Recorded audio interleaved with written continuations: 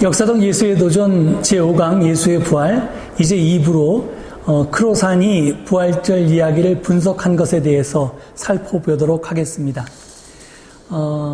크로산은 부활절 이야기에 관해서 다음과 같이 세 가지 결론을 내립니다. 첫 번째, 부활절 이야기는 단 하루 만에 일어난 사건에 관한 것이 아니라 예수의 죽음을 어떻게 설명할 것이며 그 죽은 예수가 자기들 사이에서 계속 힘을 불어넣고 있는 경험을 어떻게 설명할까 하는 몇 달 혹은 몇 년간의 제자들의 고민을 반영하고 있습니다. 둘째, 부활한 예수가 여러 사람에게 나타난 이야기, 즉 현현 이야기나 발현 이야기는 사실 환상에 관한 것이 아니라 초대교회의 지도력 싸움 때문에 생긴 문학적인 창작이다 하는 것입니다.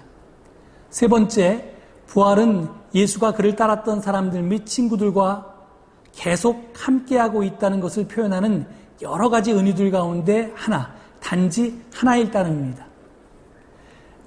이것이 결론인데요.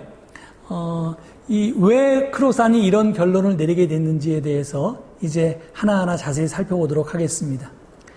먼저 부활에 관한 외부 증거라고 할 수 있는 것을 여러분께 소개해 드릴 텐데요. 유대인 역사가 중에 요세푸스라고 하는 사람이 있었습니다.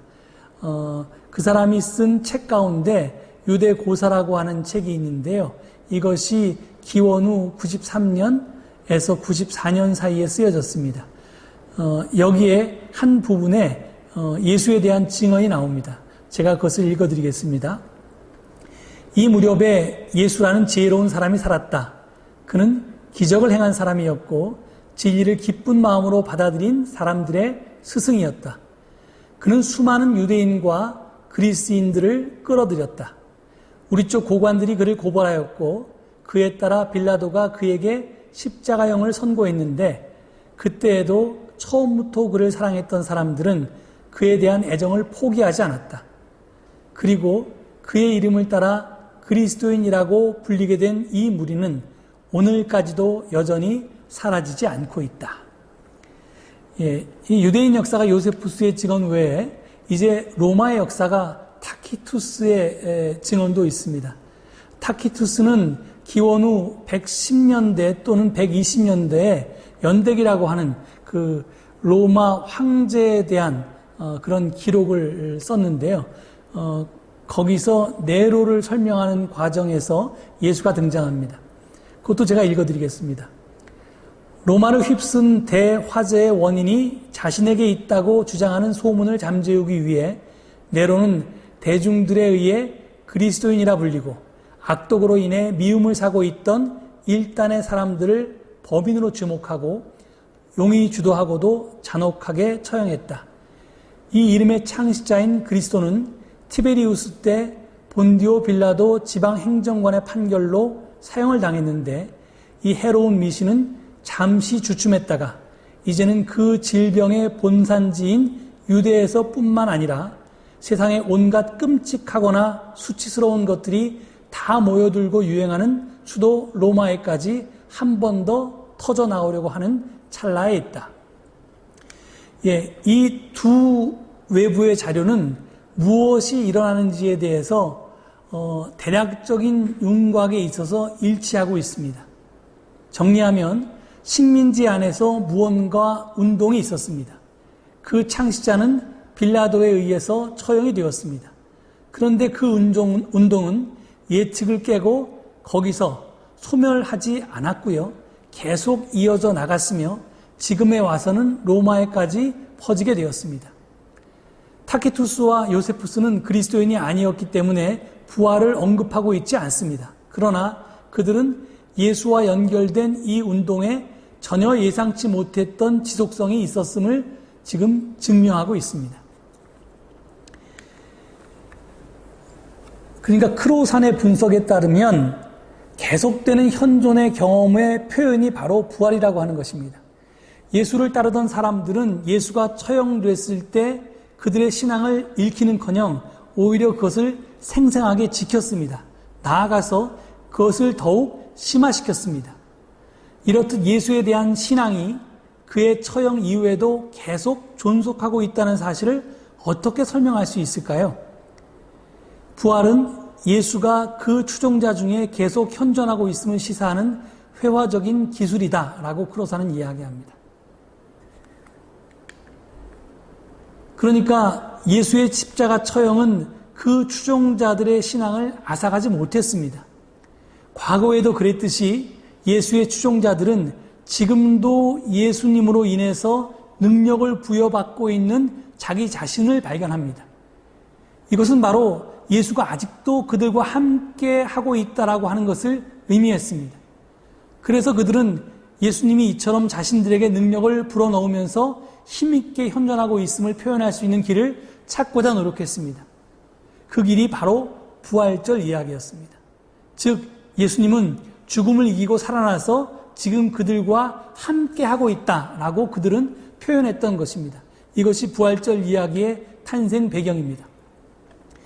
그 구체적인 신뢰가 누가복음 24장에 있는 엠마오 이야기입니다. 크로사는 오래전에 이런 말을 했는데요. 엠마오는 결코 일어나지 않았다. 엠마오는 항상 일어난다. 영어로 하면 Emmaus never happened. Emmaus always happens. 이렇게 씁니다. 즉 엠마오의 이야기는 첫 부활절에 두 제자에게 발생했던 사건에 대한 문자적인 보도일까요? 누가 이렇게 묻는다면 아니다가 답입니다. 그런데 이것은 초대 크리스천 공동체 안에서 발생했던 긴 시간을 둔 과정을 묘사한다는 의미에서는 확실히 역사적입니다. 크리스천들은 살아있는 예수가 그들의 마음을 열어서 성서를 이해할 수 있게 했다고 믿었습니다. 그래서 지금 엠마오로 가는 두 제자의 논쟁에 예수님이 끼어들어서 성경을 풀이해 줬습니다. 그리고 그 풀이를 통해서 그 두 제자는 예수님의 십자가 처형에 대한 의미를 깨닫게 됩니다. 그리고 실제로 그들이 예수님을 알아봤던 것은 밥상 공동체에 참여했을 때인데요. 그 크리스천들은 예수님이 기왕에 시작했던 열린 밥상 공동체로 계속 모임으로써 살아있는 예수가 그들과 함께 지금도 계심을 경험했습니다. 따라서 엠마오 이야기는 사실은 아니지만 진실입니다. 즉 엠마오 이야기는 비디오 카메라로 찍을 수 있는 그런 성격의 이야기는 아니지만 이 이야기는 진실을 담고 있다는 겁니다. 진리를 담고 있다는 겁니다. 이것은 시간이 지남에 따라서 더욱 깊어져 갔던 기독교 신화에 관한 상징적인 묘사입니다. 실제로 엠마오 이야기의 진실은 이렇습니다. 십자가 처형 이후에도 그들과 함께 있으면서 하나님 나라를 위해서 그들에게 계속 힘을 불어넣는 예수를 경험했던 저들의 체험에 엠마오 이야기가 근거한 것이지 궁극적으로 목격자에게까지 거슬러 올라가는 역사적인 사실 보도에 근거한 것이 아닙니다. 이렇듯 엠마오 이야기의 진실은 나아가서 부활절 이야기 자체의 진실은 그것이 문자적으로 또는 역사적으로 사실이냐 사실적이냐 하는 점에 달려있지 않습니다. 아까 예수에 관한 비유가 예수님이 하신 비유와 제가 그 차이를 이야기하면서 사실은 이제 그 비유의 진리는 역사적인 사실성에 매달려 있지 않다고 제가 말씀드렸는데 마찬가지라는 겁니다. 하지만 우리는 지금 계몽주의의 세례를 받아서 사실이어야지만 진실이다라고 하는 그런 착각 속에서 살아가는데 사실은 꼭 그렇지만은 않습니다. 그래서 아까도 제가 소개했는데요. 이 크로사는 이 예수 부활 논쟁이라고 하는 톰 라이트와의 대화에서 역사를 넘어서 의미로 나아갈 것을 우리에게 촉구합니다. 다시 한번 제가 그 문장을 인용해 보겠습니다. 부활절 이야기가 역사인가 비유인가라는 양식에 관한 논쟁을 끝내고 심지어 그 논쟁을 유보하고 의미에 관한 논의로 넘어가자. 당신이 어떻게 믿든 그것을 역사로 믿던 아니면 비유라고 믿던 그 이야기들의 의미에 대해서 한번 말해봅시다. 이렇다는 겁니다.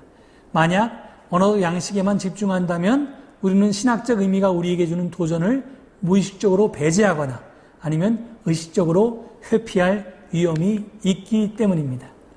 예, 이것으로 2부를 마치겠습니다.